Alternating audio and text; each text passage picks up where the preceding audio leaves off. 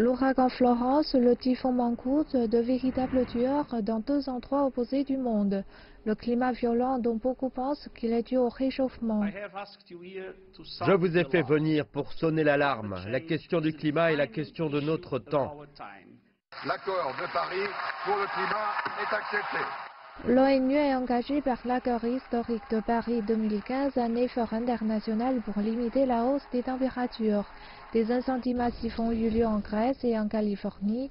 Les flammes engendrées par des températures records ont fait des morts et des milliards de dollars de dégâts. Nous devons rapidement nous départir de notre dépendance aux énergies fossiles. Nous devons les remplacer par des énergies propres, produites à partir de l'eau et du vent. Les énergies fossiles, brûler du charbon et du pétrole, sont accusées d'être à l'origine de la hausse des températures. Chaque nation a apporté son soutien avec une exception de taille. Le président américain Donald Trump veut revenir au charbon aux États-Unis, une promesse qu'il a amenée à la victoire en 2016.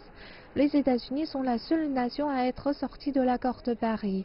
Le chef de l'ONU dit que l'avenir n'est plus dans ces énergies. Non seulement l'énergie renouvelable va nous faire gagner de l'argent, mais aussi va-t-elle créer des emplois, gâcher moins d'eau et donner un coup de fouet à la production de nourriture et purifier l'air qui nous tue.